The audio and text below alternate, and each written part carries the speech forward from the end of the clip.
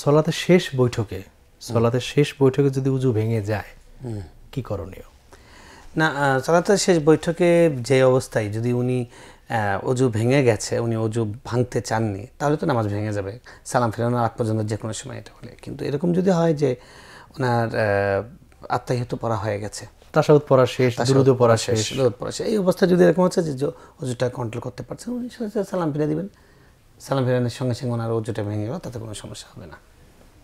আচ্ছা, একটা এরকম একটা কথা প্রচলিত আছে যে শেষ বৈঠকে যদি তাশাহুদ পড়া পর উযু ভেঙে যায় তাহলে সালাম ফিরে নামাজ হয়ে যাবে, আর পড়া লাগবে না, এরকম ব্যাপার আছে। ওনাকে মানে ওটা হলো খুরুজ বিফিআলিল মুসাল্লি, অর্থাৎ মুসল্লির কোনো নামাজ ভঙ্গকারী কাজের মাধ্যমে নামাজ থেকে বেরিয়ে যাওয়া, সালাম দিয়ে না।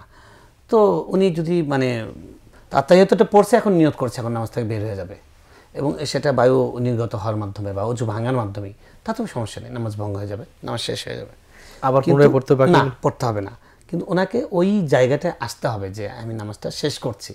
হ্যাঁ, কিন্তু উনি নামাজ শেষ করে নাই, হঠাৎ হয়ে গেছে, তাহলে তো উনি নামাজের অবস্থায় ছিলেন, এখন ওনাকে অজুটা করে নামাজটা পুনরায় পড়তে হবে, আবার পড়তে হবে আর কি।